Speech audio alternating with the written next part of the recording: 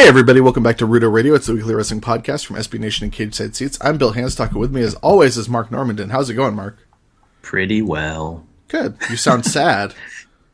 Is it because no, of the first bit of news that we have to talk about? First bit of news, and also yesterday was the Bachelor finale as well, so I watched both. I watched that and Raw back to back, and got to bed later than I should for somebody who works early in the morning. Nice. Well, so you had a fun, 6 hours of TV viewing? Yeah, and then I get to wake up and find out that we would be talking about this. Yeah. We are talking about it. There's a new injury, everyone. I know that you tune in for the latest injury news, because there's always a new injury in WWE. Neville has a fractured ankle and shin, and that's not good. No, I mean, it didn't look good when it happened. Yeah, it looked pretty awful. I mean, you could tell that Jericho was kind of immediately changing what they were doing, to end the match. But you never know if someone just tweaks something or whatever. But yeah, fractured ankle. That's pretty worst case scenario for what we saw. Yeah, and it's coming 3 weeks before WrestleMania. Yeah, I mean, Neville was probably going to be part of the, an unannounced match at this point. Yeah. I would think maybe as part of the multi-person Intercontinental title match. Yeah, something like that. So I mean, there's no good news, but it at least it's not, Dean Ambrose breaking his ankle, right before he's supposed to face Brock Lesnar in one of the main events or something. Right. Well, I mean, there's still time. Oh, there is. There's still plenty of time for things to be terrible, or more terrible, I should say. Right. I don't want to sound like I'm taking away from Neville snapping his ankle and making me sad, but things can always get more terrible. Just trying to emotionally distance myself from it. And I mean, there's also a referee was apparently injured as well. Appeared to get injured backstage. Oh. In the backstage Triple H segment, a referee appeared to tweak his knee or his leg. That's not confirmed, but it's possible there were 2 injuries last night. Well, hopefully that was just some quality injury acting from a ref being attacked by a superhuman. Yeah, probably. It was probably that. So R.I.P. Neville. Mourn you till I join you. Miss him already. Yeah. Pour one out. Thoughts, no prayers. And double R.I.P. Dolph Ziggler. Wow, I just spaced on everything that happened with Dolph Ziggler. Dolph Ziggler came out and confronted the Authority on Monday Night Raw, and I thought it was cool. Like, points to them at least for doing something different. Mm-hmm. And I don't really know if it was really them doing something different or just them like having a complete lack of bodies to do things with, or just trying to hope that Ziggler still had some residual goodwill that might transfer over to Roman. I don't know what it was, but I mean, I felt like, points for trying with this segment, and he and Triple H had a good match, and now Dolph Ziggler's, still Dolph Ziggler. Yeah, so is he not at Mania now, or is it just clear he's getting put into, one of the multi-man matches? This probably opens him up for part of the, we hate Kevin Owens ladder match. I guess so. I never really... it didn't really ever seem like Dolph Ziggler, like there were WrestleMania plans for him in the first place.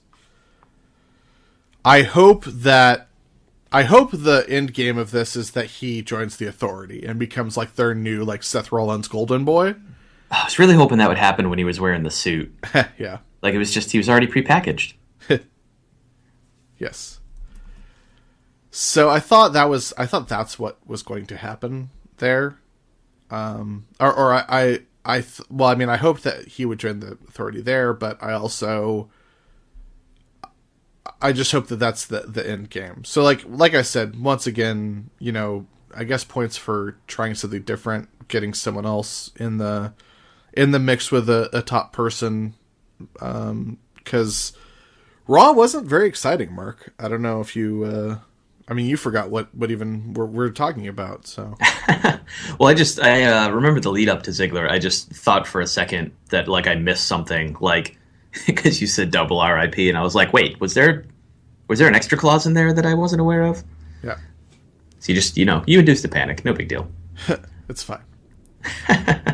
Well, I enjoyed Raw last night, or Monday night in podcast time. But yeah, I mean, it wasn't the greatest episode that they've done. It's just sort of there. Nothing.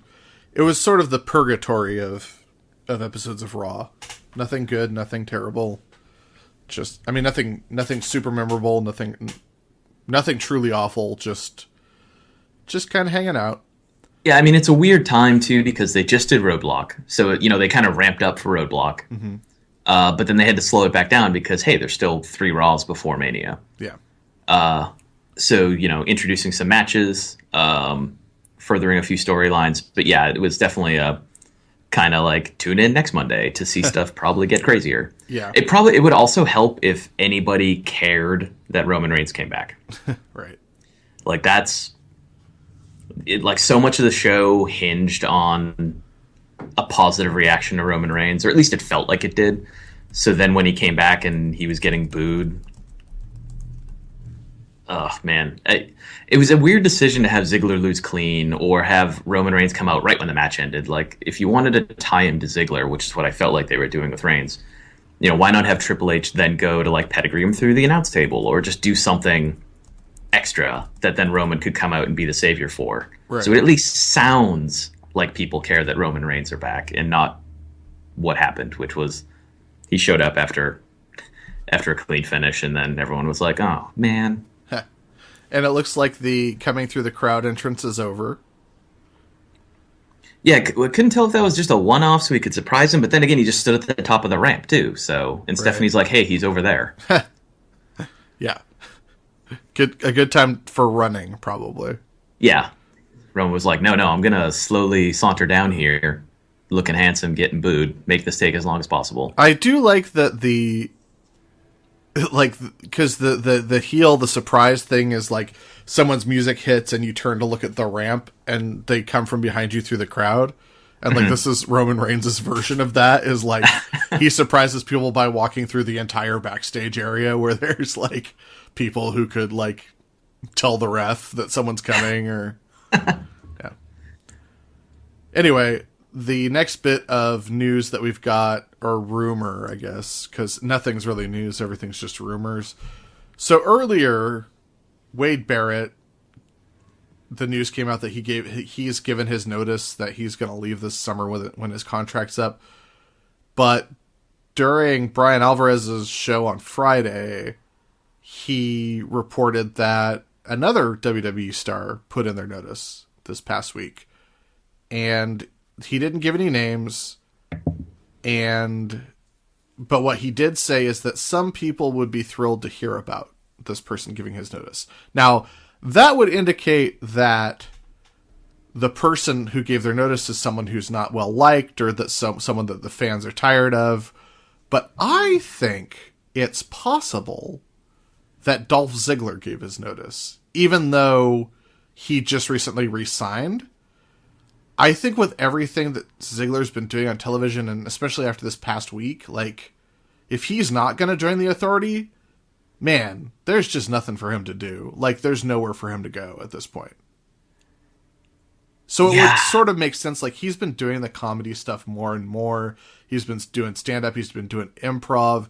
His brother Ryan, who we're hoping to get on the show at some point, he's, really entrenched in the comedy scene out here in LA. And I mean, Dolph has options, and he's started acting and stuff, and he's hoping to start going into movies, and like, there's really no upward momentum.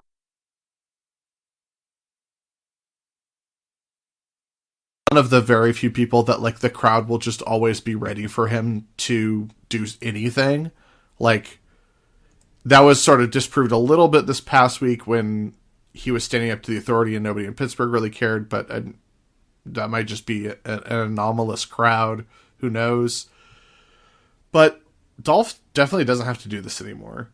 And I think Alvarez saying, like, some people will be thrilled about this might just mean, like, now he's free to do other stuff. Like, maybe he'll go to New Japan. Maybe he'll turn up in Lucha Underground. Maybe.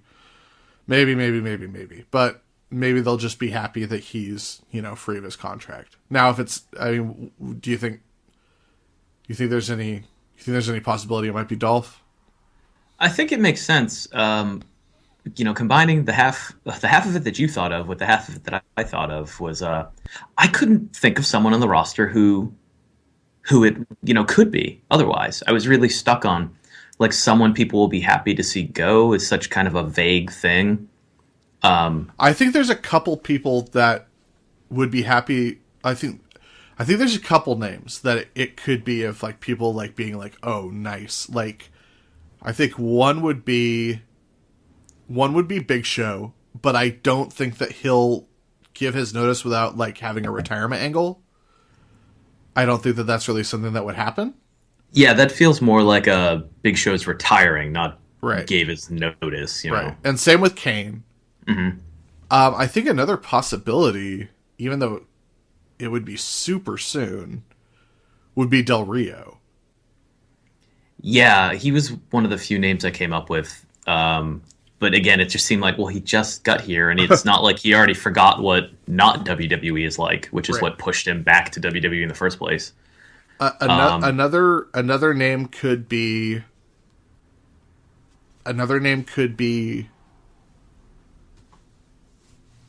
Well, not Kane. I just had it in my brain.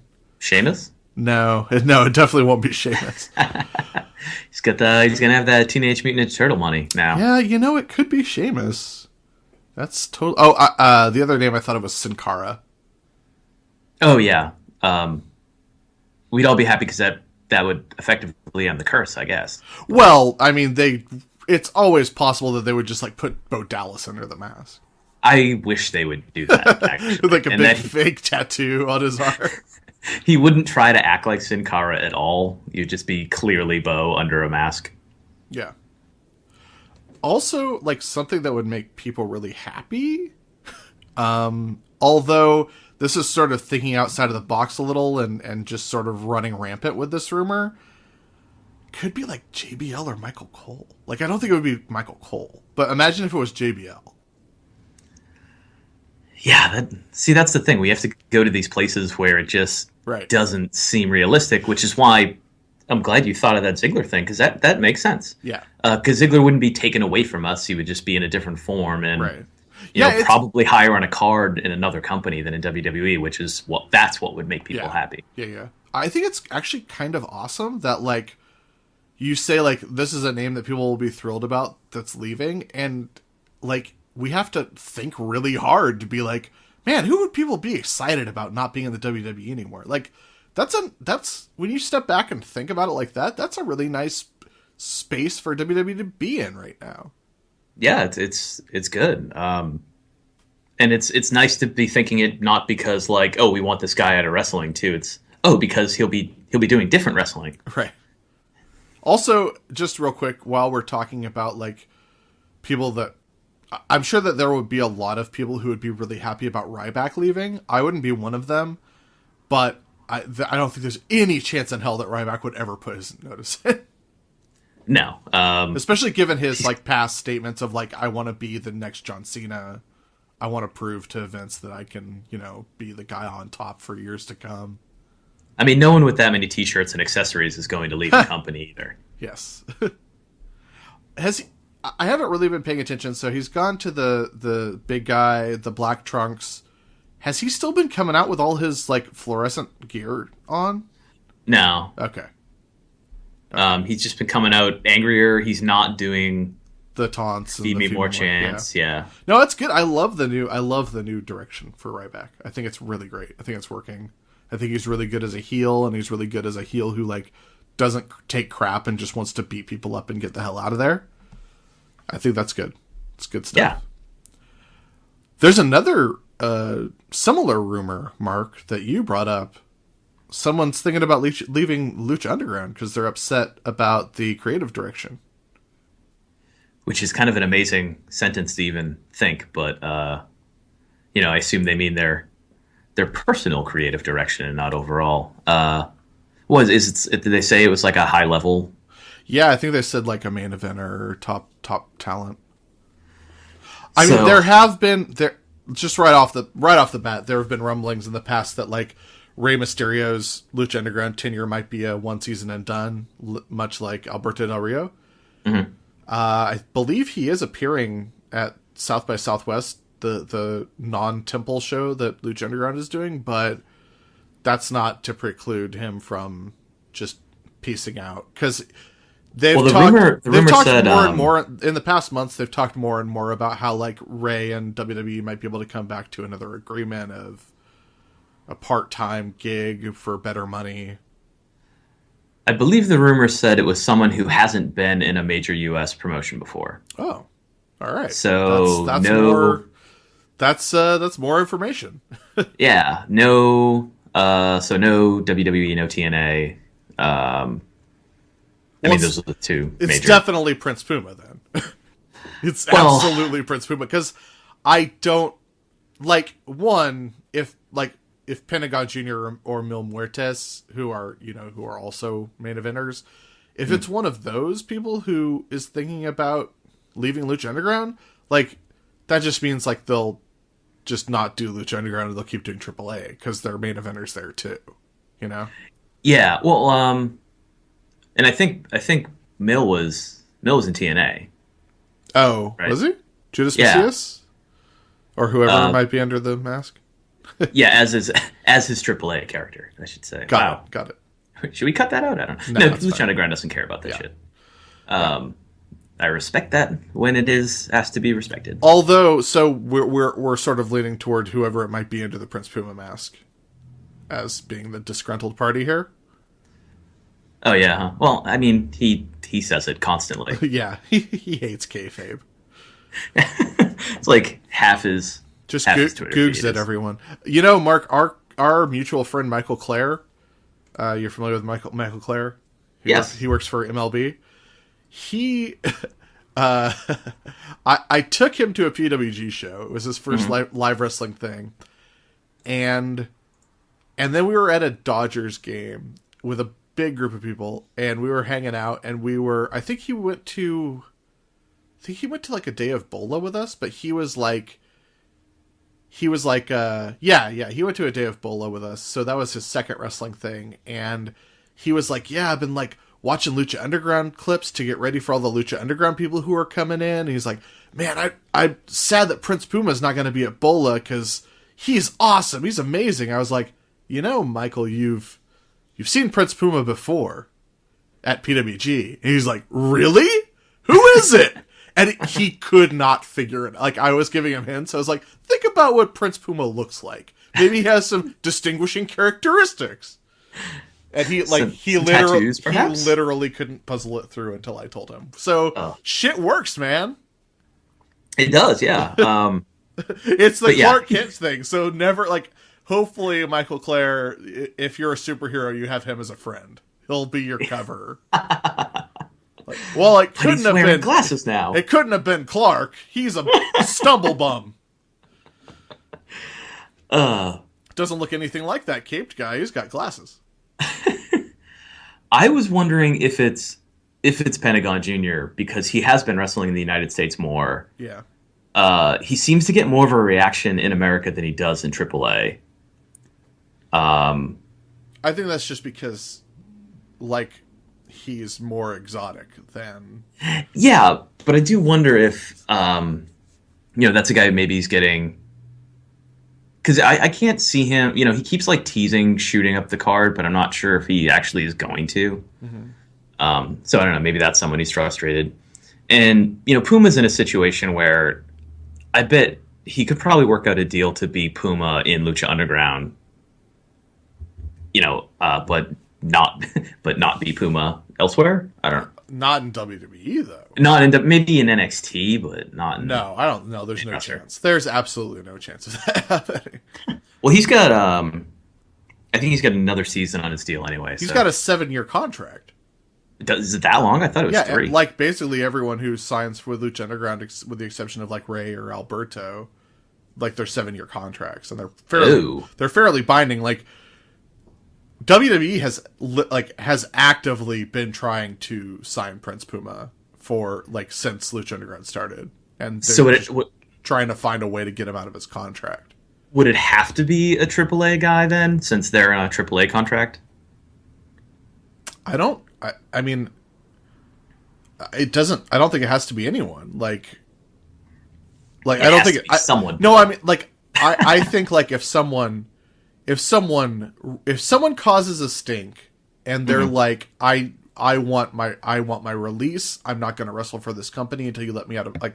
I want to be let out of my contract. That's a way to get out of your contract. Like if you're like, I'm just not going to show up and breach my contract, or I would like for you to give me my release so I don't badmouth the company and the press. Like these are ways to get out of your contract.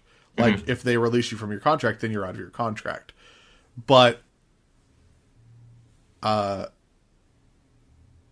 it's not necessarily an either or thing, you know? Yeah, I didn't realize that the deals were that long. Yeah, that's just what I've heard. Ah, okay. So yeah, man, I don't know, but it's fun to think about who from Lucha Underground might. Hopefully, it's Shaq Evans. Oh man, that'd be amazing. So do we think Ricochet is going to be in the cruiserweight tournament? No, this summer. No, there's no way. Huh? Because he's under contract to Lucha Underground. Yeah. So unless he gets released from it unexpectedly. Also, he's a dude that they may not want to bill as being under 205. Oh, yeah, that's true. Like, he's under 205, but they probably, like, he's got a really amazing look like Apollo Crews. So if they wanted to, like, if WWE were to sign Ricochet and they wanted to make him up into somebody, like, because he's definitely a potential main eventer, at least in NXT. Yeah. They probably don't want to bill him as under 205. Yeah. I mean, I guess you could lie and say he's 220 or 215 or whatever. Yeah. I mean, he might, like, on certain days, he might very well be 215 or 220, but he has a very impressive look, especially compared to other people his size. Because he's probably about the same height as Uha, you know? Yeah, he's not very tall at all, because I think I got to look like right at him when I was buying a t-shirt from him one time. So, and I am not very tall at all. Well, while we're talking about NXT last week was one match. Sure was. I love that they pretended that they had an entire night planned out. Yeah, very cool. And that the 2 out of 3 falls, like, oh man, it went so long. It just happened to go 45 minutes. How about that? Did you like it? Did you like the 2 out of 3 falls match? Yeah, I really did. I think it was more about psychology and kind of smart wrestling than it was, nonstop action or anything like that. Sure. You don't see a lot of matches that long on WWE television. Even the Iron Man matches are 30-minute affairs. Right.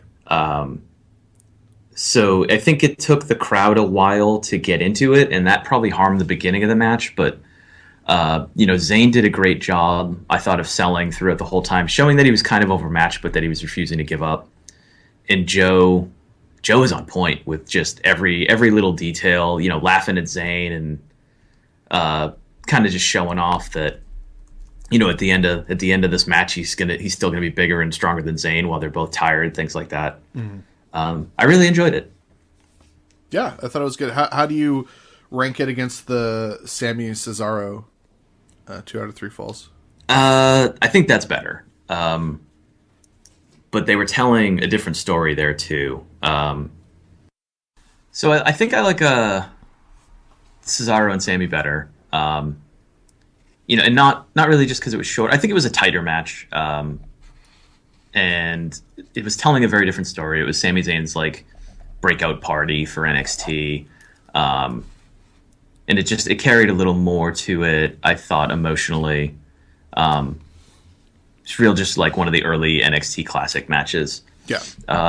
And Sammy Joe was great. You know, I really enjoyed it, but I don't think I'm going to have the same urge to go back and rewatch it that I do for, at least as often. Yeah, it's certainly it's a time commitment, if nothing else.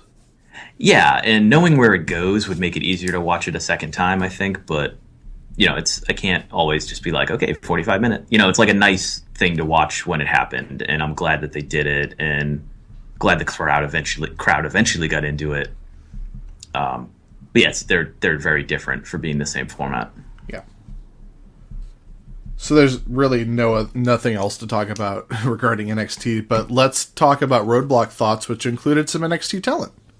We do get Baron Corbin and Austin Aries officially at TakeOver Dallas. At TakeOver. So the TakeOver card is shaping up. It's going to be pretty awesome, I imagine. What company do you think Baron Corbin will tell Austin Aries to go back to? Chikara. Oh man, I really hope it's Chikara. Go back to Absolute Intense Wrestling. What do you think Baron Corbin's reaction would be if he knew that there were ice creams wrestling in Chikara? He'd just roll his eyes and make a jerk-off motion. I can't tell if he'd just fall down, like, in his place and just sit. No, he'd just be like, stupid nerds. And then he'd go back to, like, doing curls. Baron Corbin, like, clearly only does, like, vanity strength workouts. Like, he does just curls and, like, calf raises. And then wears long pants. He's the big dude. He just came that way. And he's like, hey, Biff Busick, you done on the donkey calf machine? Yeah, I'm trying to get like 6. I got like 6 supersets on my calves today. It's calf day.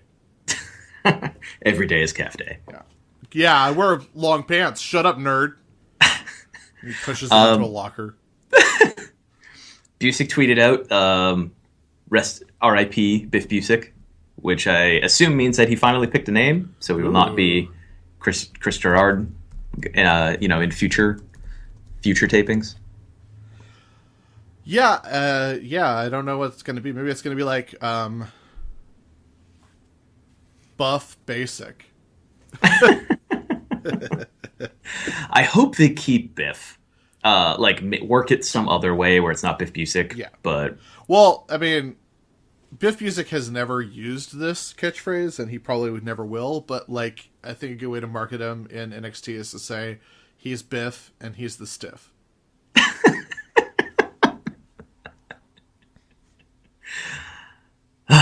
He just headbutts people, punches them in the face.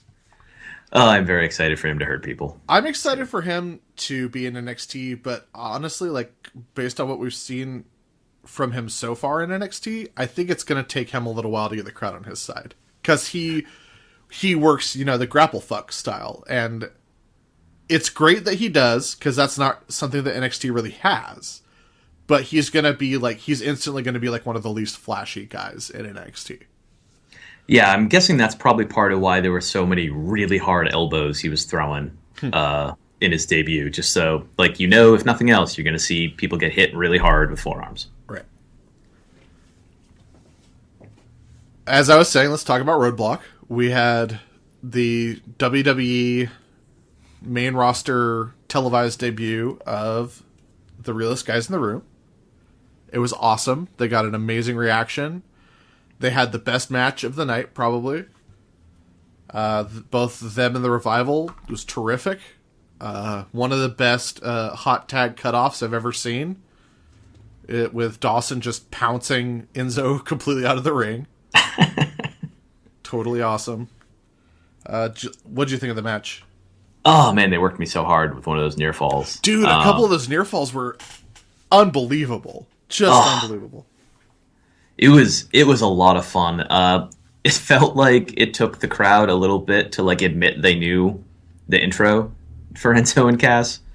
But once they got into it, it really built up steam, and the match itself got a great reaction too. So yeah, well, as it should have. It was fantastic. But it was such a great preview for a team you're probably going to see, on the main roster after Mania. So I think we talked about this before, but it was like a good way to just introduce them to a larger audience and be like, hey, these guys, that's their thing, and they can wrestle too. And man, Cass is going to be special. Yeah. They're both going to be, like, it's going to be great. Like, I really hope once they actually are on the WWE main roster, like, I hope they get some better, like, merch, because they have the potential to sell a lot of it, I do have I have the soft shirt, just the black one with, like, the leopard print soft speech bubble. Yeah. But yes, I would like to upgrade on that. As far as the rest of Roadblock, like, it was fine. I enjoyed it. I like watching people work house show style matches, because they're different than you normally get.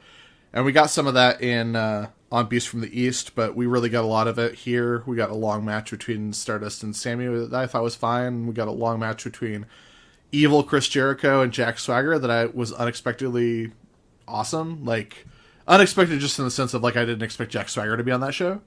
To defend Canada's honor. Right. Yes, certainly. But, heel Jericho is something that we, please don't ever try and have Jericho be a face again. Ever, ever, ever. Oh, man, his heel work was so good and, like, one of the best parts of the show. Yeah, he's just such a natural heel, and he clearly has more fun doing it. He's very clearly much better at that than being a good guy. Just stop. No more. He's gonna go away and come back a few more times. We know that. Just never have him come back as a good guy, right? Like, he ripped up a Get Well Brett. He can get a nice welcome back pop, but then have him tell the crowd they're a bunch of idiots and that they stink like a butthole. Immediately. Yeah. I loved the Toronto crowd chanting "asshole" at Jericho after he called them the anus of Canada. Right. Because it just sounded like they were agreeing with him. You're right. We do stink. That, and then the CM Punk chant after he says they're a few years behind the time. Yeah, sorry about the smell. We'll work on it.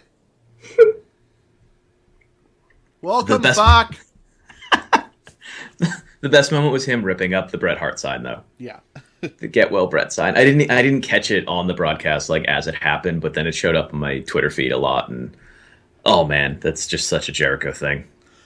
I thought the Dean Ambrose Triple H match was awesome, and I totally bought the false finish, and I thought it was actually an effective way of having, the announcers kept playing up like Dean proved he can beat the champ, like, so he has a legitimate claim to the title after WrestleMania. So, which is good because, Rollins is only so far away from coming back, and Dean will, he has a claim to the title because he never lost it.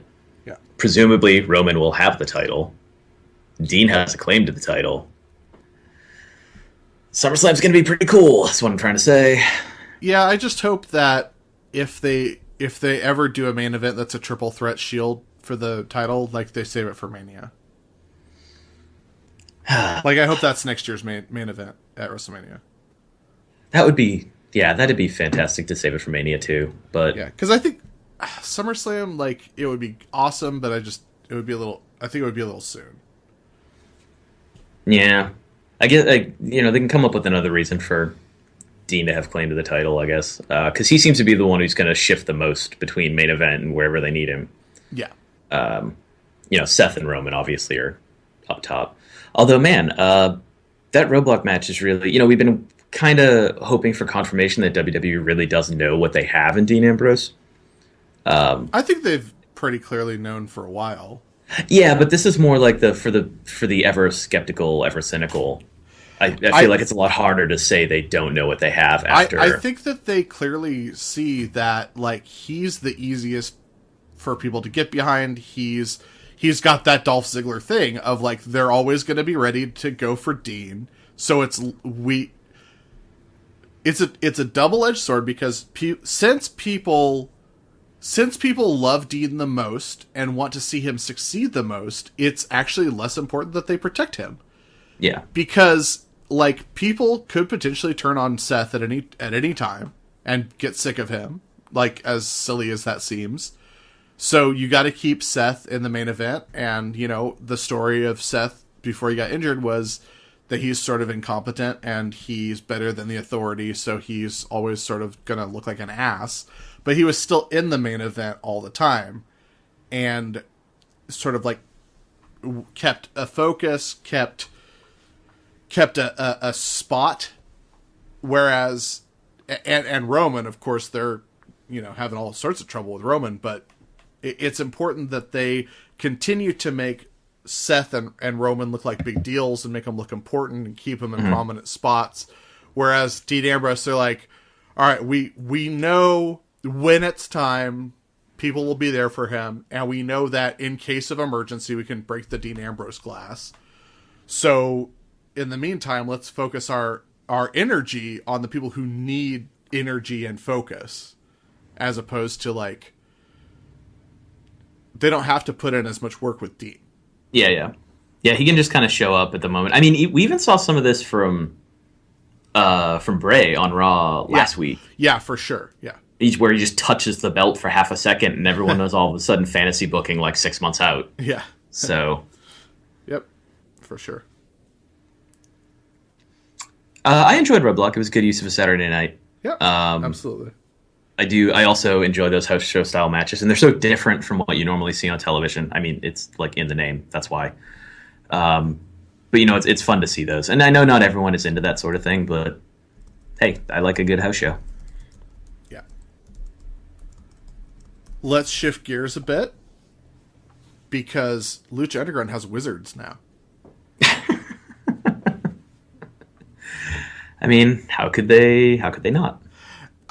It's going to be actually a little bit of a bummer when Famous B finally makes his in-ring, you know, re-debut on season 2, because the people in the temple will not have been watching all of these amazing 423 Get Real vignettes week by week by week.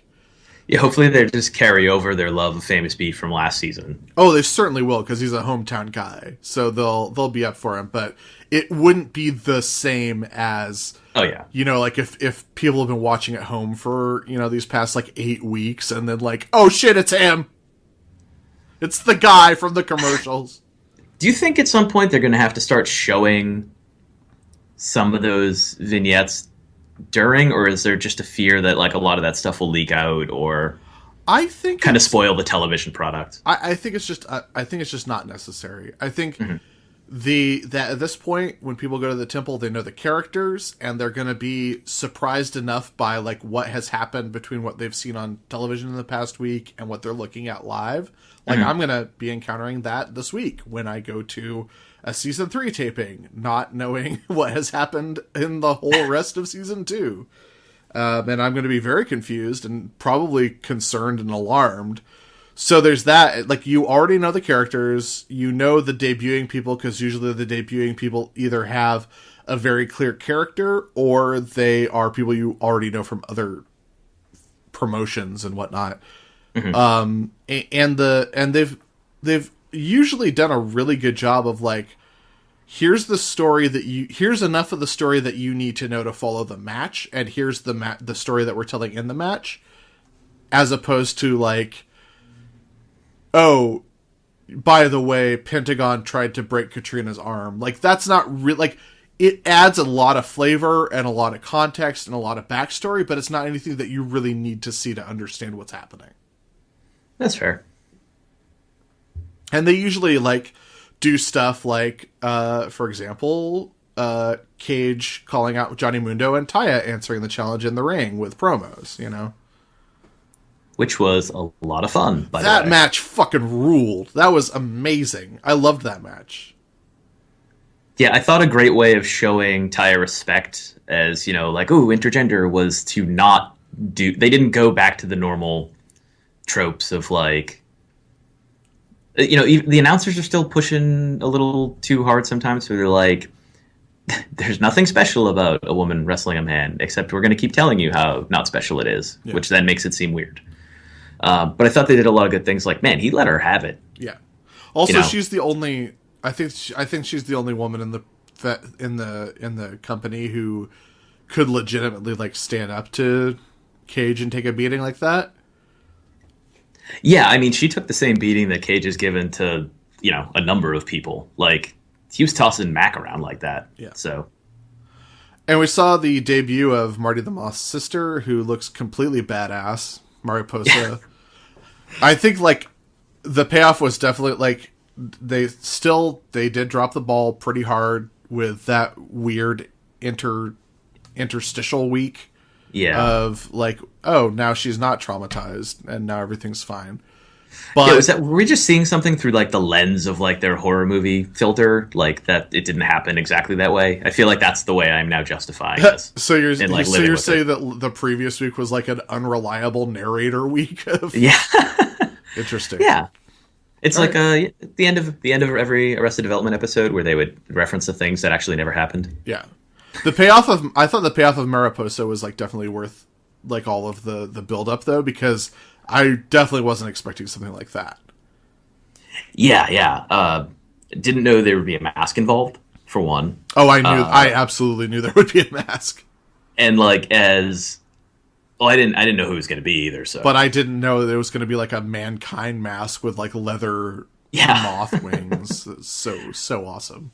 And it's such a good juxtaposition to Marty, who is such a goofball. Yeah. Where you don't really believe anything he's saying about himself, but then he shows up with, the crazy moth sister. And I like okay. the hints that we've gotten of Marty having sort of, like, the Raven backstory, where he's, like, a preppy kid who is also, like, a crazy person. I like that. Yeah, it's all so much more is coming out of the Marty Moth story than I ever thought was going to. And I say this as someone who enjoyed him showing up, but he really seemed like comic relief. And man, it's gone some places. Any other thoughts on Lucha Underground from the past week? Cosmic Space Nunchucks. Oh yeah, we finally got to the fireworks factory. The bathroom nunchuck battle, and I honestly wasn't expecting PJ to be on Jack Evans' side. Well, yeah, I mean, I guess Jack Evans beat him, but they don't really have any beef, and I feel like Black kind of blames Drago for losing, sure. So it's like easy enough for him to make the switch. But yeah, I wasn't really expecting it. I do love that he was waiting, in the shadows for Jack to finish, like, just as, like, a bodyguard while Jack takes a piss. Right. And it's like, just in case any dragons show up, I need you back there with nunchucks. I love Lucha Underground so much because you got 2 weeks in a row where two confrontations in a row where Johnny Muda's taking a full arm swing with a lead pipe at Brian Cage's head. And then you have, like...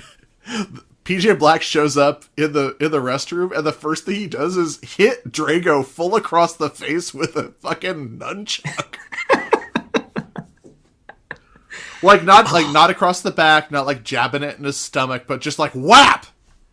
Yeah, not the Hulk Hogan chair shot, right? Of nunchuck swings. Exactly. And you got Aerostar making his big return to our present day timeline with his glowing nunchucks. He shuts off the lights somehow, and then appears from space and time. Well, I just assumed it glowing. I assumed the lights went out due to power surge from him reappearing. He just flicked the switch. He's just really messing with us. They're just glow in the dark nunchucks. They're not actually lit. So he really had to sell it, flipping the light switch. But oh man, I legitimately yelled "Space Nunchucks" in my living room. So, good job, Lucha Underground. So it was a rousing success, is what you're saying. Yeah, I didn't expect Space Nunchucks. Probably would have gotten along without them, but you know what? Now I don't want to find out. Now I don't need to know if I'd be okay without Space Nunchucks in my life. Perfect. We do have some sad news to report this week. There is not going to be a WWE Hall of Fame restaurant. Is it because I couldn't come up with enough puns? Yes, it's entirely your fault. They sent me a letter, and they said we regret to inform you that Mark dropped the ball, and there's not going to be a restaurant. Oh, I'm sorry, everyone. So I really... The site in Universal City Walk, Florida, where the WWE Hall of Fame and restaurant was reportedly going to open, is going to be something else now. So that now that there's still hope is still alive, that doesn't necessarily mean that they're not going to open it somewhere or at some point. but it's just not going to be where NBA Live was. So for now, the dream is dead. Hopefully it shall be alive again in the future. We'll always have Jesse Ventuna. We sure will. 2 last things I want to ask you about from Raw before we get into listener questions. The first thing is, how did you feel about the big New Day face turn? Which began with Boudio's cereal and... I had just been saying that I'm kind of getting over the whole booty thing, because like everything is booty now, and it feels like WWE told them to say it as many times as possible per promo. But then they just took it to this whole new level by introducing Boudio's cereal and talking about booty into Big E not so subtly talking about how he just wants to eat ass. It's like New Day took the thing that was supposed to be like not funny anymore and made it into wink, wink, nod, nod, really funny again. They're like, hey, by the way, WWE audience, lick the asshole. Yeah. And it's so great, because I feel like a lot of early New Day humor was like that too, where like they were saying something that seemed like it fit in perfectly on a PG broadcast, but like, nope. Right. Nope, not at all. And the pause Big E had on Monday was even less subtle than the pause he had on Saturday. Yes. Between booty and O's. Yes. So soon it'll be like a completely different segment. He'll be like, eat your booty, and then like and then he'll like they'll have a match, and then he'll pop up backstage and be like, O's. Are you gonna get one of the boxes? No. I got enough. I think I'm gonna get one of the enough boxes. shit. I mean, like, I'm happy for you. Like, I think it's cool. Like, if you have the shelf space for a box of fake cereal, like, do it. And I also don't own a New Day shirt yet, but like, I'm not super into the design, and I got my desk is completely covered with bobbleheads. I got enough shit. Like, we have a pizza box from the pizza place in the video game Catherine. So I think we're gonna put the Boudio's cereal box right next to that. Awesome. Right on. Mm-hmm. My other question, explaining my office to guests is a lot of fun. Right. My other question for you about Raw is, how are you feeling about the Shane McMahon Undertaker thing at this point? It feels more and more like they're making it the actual main event, which is what it should be. Even without the reception that Reigns has been getting. And I am very comfortable with it being the main event, because I just expect it to be ridiculous, just completely absurd. And it seems more and more like they're pushing towards what you said, which is that, Undertaker's going to get tired of Vince's shit and, throw the match on his own, essentially, at the end. Yeah. Which is a good angle to take. Because the only other thing I could think of is, whoever Shane is going to christen as his guys when he takes over are the ones who help him win. And I'm not quite sure who that would be yet. Maybe it'll be both. I don't know. Like I said, it's gonna be a batshit main event, and I'm happy about that. I think Vince and Shane have shown some real good animosity, like believable animosity to each other, towards each other, and Undertaker seems to be caught in the middle of it, and yeah, it's good. Yeah, there's a lot of people who are still complaining about, like, the story doesn't make sense, Undertaker's motivations don't make sense, and the truth is that Undertaker's motivations don't actually matter in this case. Like, it's been established, like, he wrestles, and he loves wrestling at WrestleMania, and he loves adding to his record at WrestleMania, and his boss is telling him that this is your match, and he's never really had a problem with it before, so why would he have a problem with it now, Yeah, there's no... I mean, because in the past Vince McMahon hasn't come out and been like, "You're wrestling Mark Henry," like that. Yeah. Doesn't change anything. I mean, I think you nailed it. Like, the motivations are there. His boss told him, "This is the match you're having," and cool. Undertaker came out and said, "I'm not doing this for you, but I guess it'll benefit you when I destroy your son." Yeah. So yeah, I don't know. We got enough. You only need so much motivation from the Undertaker. I don't know. Take long pauses and grunt a lot at the end of words, and come up with your own story if you really need it. Perfect. All right. Good talk. Let's get into some listener questions, and then we'll head on out of here. So our first listener question is from... Neil, who asks, Dolph Ziggler? Yes, that's my entire question. And I think we covered it. Yeah, I feel like we covered the Dolph of it all. So thanks, Neil. Please refer to the front of the episode. If you skipped ahead to the end, I'm sorry. Our next question is from Justin Minsker, who asks, going to my first WrestleMania this year, what was your first WrestleMania experience like, and what tips do you have? Mark, have you been to WrestleMania yet? I have not. Mark, buddy. But you went to SummerSlam weekend. Yeah, I went to the Mini Mania. Yeah, it was like a Mini Mania, quite a bit. And did you have a good time? Oh, I had a great time. I mean, we're already talking about going to this year's, so I think we're going to make it an annual thing. Nice. So even if we don't get to go to Mania, we'll at least have Mini Mania.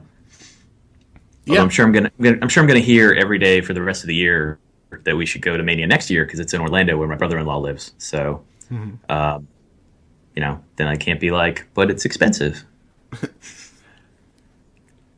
Yeah, my first WrestleMania experience, the first Mania I went to was WrestleMania 24 in Orlando, the one that had Ric Flair's retirement match and Floyd Mayweather versus Big Show and Undertaker versus Edge. My first WrestleMania experience was amazing. I had a great time. Just like seeing the stage, seeing the spectacle of it all, seeing, the fireworks and the entrances. It's amazing. It's a great time. You're going to have a good time. What tips do I have? My tips are go to at least one access session because it's a lot of fun. You pay to get in. If you want to stand in line, you can meet some people. If you don't want to stand in line, you can just walk around and see a bunch of really cool stuff. Point at a WrestleMania sign. Get a picture of you pointing at a WrestleMania sign. You get to see a bunch of NXT people wrestling matches during access sessions. Access is just great. My other tip I have is seek out something non-WWE related for the weekend. We talked about this a lot on a previous episode. This week, this year at WrestleMania in Dallas, there's WrestleCon. WrestleCon's always going to be in the WrestleMania city. Usually it's going to be right near where Access is. For example, this year, the site of Access and the site of WrestleCon are 0.4 miles away from each other. It's about an 8-minute walk from one to the other. And it was the same in New Orleans. They were just directly across the street from each other. It was a little bit more of a drive in San Jose, but not too terrible. But they usually try to be as close as possible together as possible. There's always Evolve shows. There's always ROH shows. There's going to be an NXT show from now until forever. So try and do one thing that's non-WrestleMania, and also get to WrestleMania a little bit early. If it's an outdoor stadium, put on some sunscreen. You should be doing that if you're going outside anyway. And just sit and stand and have a good time and enjoy yourself and try and drink it all in and just enjoy wrestling. And WrestleMania is pretty much the one time a year, especially if you're there live, where you can just shut off all your cynicism and be like, I'm at WrestleMania. This is amazing. Those are my tips. I'm convinced. The Good Opinion Guy asks, if bringing Roman back as the silent ass kicker still got booed, is there any hope for a good reaction at Mania? I think there is, because WrestleMania is going to bring in 100,000 people, and it's going to be a lot of casual fans and a lot of really non-wrestling fans and a lot of people from all over the world who are coming specifically for this. So there's going to be a lot of hardcore fans. I think absolute worst case scenario for Roman Reigns is a 60-40 split of people who are smarks to people who are actual genuine fans of the product to who like Roman Reigns. I think it's probably going to be a lot closer to 50-50. But yeah, I think when you've got between 80 and 100,000 people all yelling at the top of their lungs, there's just as good a chance that it'll seem like a pop as anger or boo birds or whatever. Yeah, Mania is not really where I'm concerned about with Roman. It's the aftermath of Mania. And it's the Monday night after Raw. It's the Monday Night Raw after Mania. It's, things like that. And lest we not forget, one scant year ago, everyone hated Roman Reigns going into the main event of WrestleMania, and by the end of WrestleMania, before Seth Rollins is coming out, Roman Reigns and Brock Lesnar put on such an awesome match that people were getting behind him. Yeah. I mean, I still think he has room to fix it to a degree. Not my problem right now is I don't know how long term any of it is. I feel like he needs a heel turn at this point, just so people are tricked into thinking their love of him is organic. But yeah, Mania, I'm not that concerned, especially since it seems like they're moving that match down the card a little bit. So like the lasting image of the end of WrestleMania 32 shouldn't be Roman Reigns holding up a championship getting booed. My friend Matt Weiland asks, who is the wrestler who left a prominent tag team or faction and had the best solo career? I think it's pretty clearly Shawn Michaels. I mean, I was going to say it was Jannetty, but agree to disagree. Perfect. Marty Jannetty and Shawn Michaels are both going to be at WrestleCon. Marty Jannetty's, according to the website, they've already sold out of Shawn Michaels like photo ops and autographs. They're going for $150 a pop, and if you go to WrestleCon, you can ask to be put on or if you email them, you can ask to be put on the standby list for Shawn Michaels. And meanwhile, I think Marty Jannetty photo ops are like $25 a piece.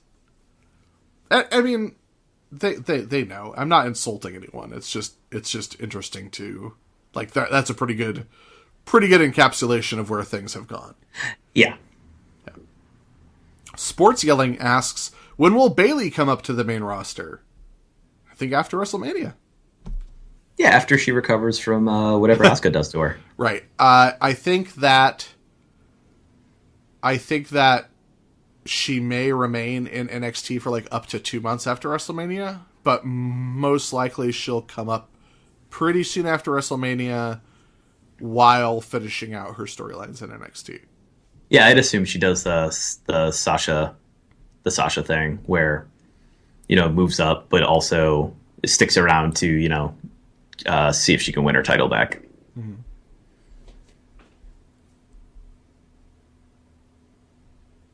At Kayfabe Diaries asks, who do you think makes more people humble, Rusev or the Iron Sheik? I think right now it's Rusev, because he's like a Twitter god. And he's also amazing on television and in the ring. Rusev's just amazing. Like, no disrespect to Sheiky Baby, but... I mean, I'm sure she can even appreciate... Sure. the level that Rusev is at right now. Yeah, so. Definitely. And by the way, League of Nations brought back their sarcastic celebration this week, and I just love it to death. Like, as sick as people are of League of Nations, as sick as I even am of them like doing the same thing week after week, like I love how sarcastic and like they're clearly trolling us, and it's great. It's wonderful.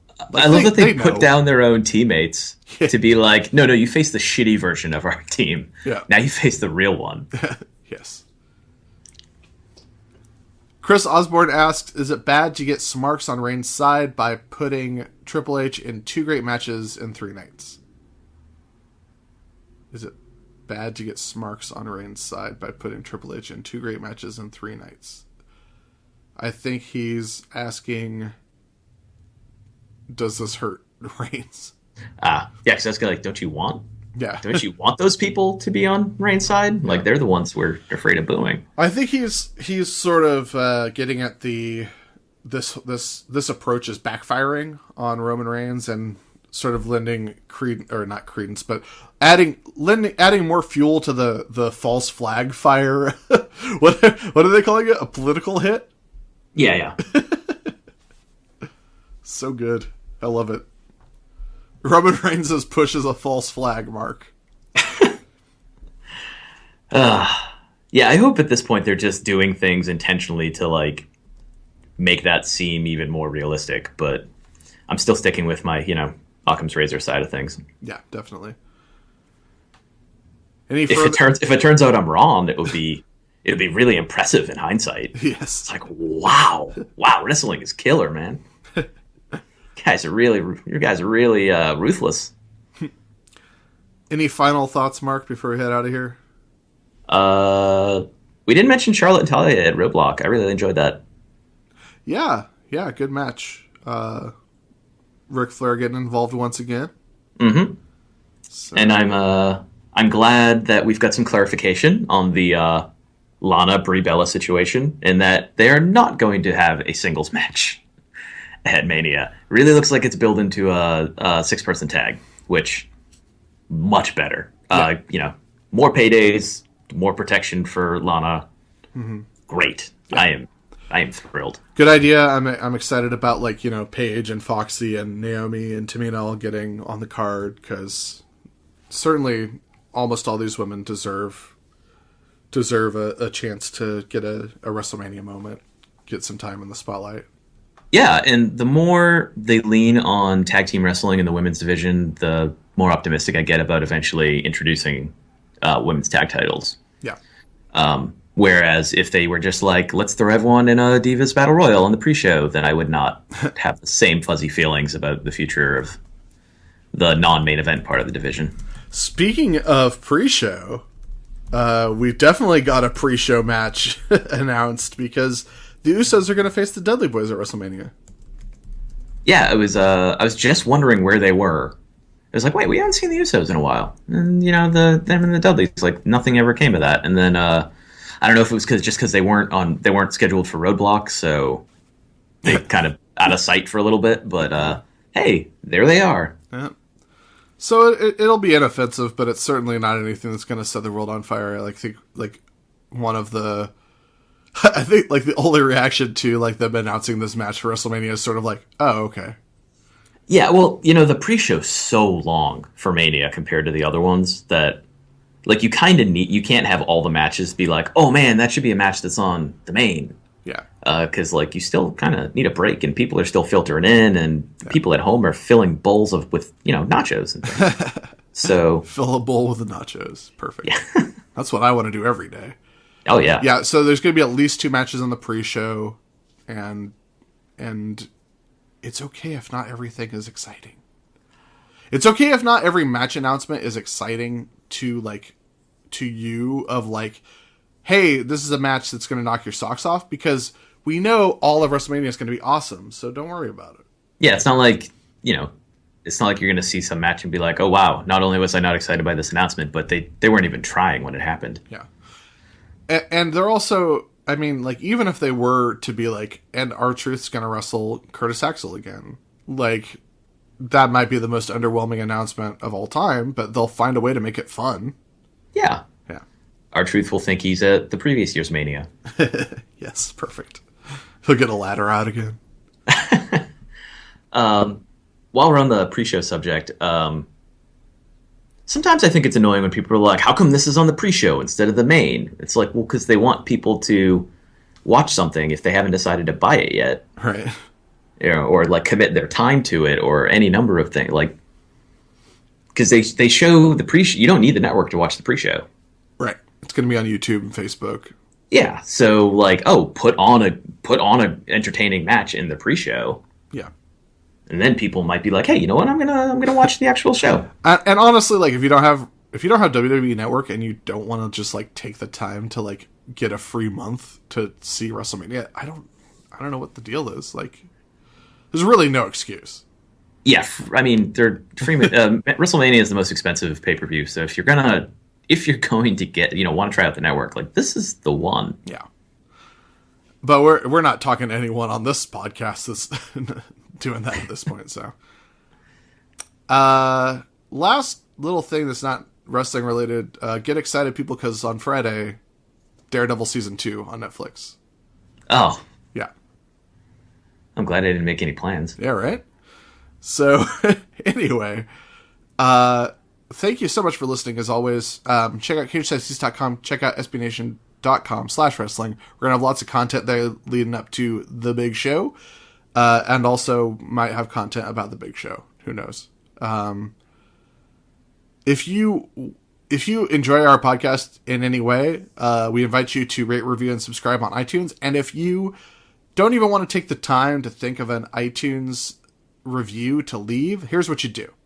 You go to iTunes, you click review on our podcast, and what you just type in is, "This podcast made me learn how to love again." And then you hit whatever amount of stars, and then you hit submit. So if you don't even want to type, just go to casesideceast.com or this this article that you're on right now, this tab that is open, and in the show notes, in the rundown, the time codes for this episode, just click copy and paste "This podcast made me learn how to love again," because it's going to be in there, and then copy and paste it into the review, and boom, you're done. Bam. Because leaving a review helps us a lot and gets us in front of a lot more earballs. I think that's how that works, right, Mark? It is. Okay. So proper use of earballs. So thank you for listening, and we're glad we could teach you how to learn how to love again. And we're sorry for your loss. And we'll talk to you next week.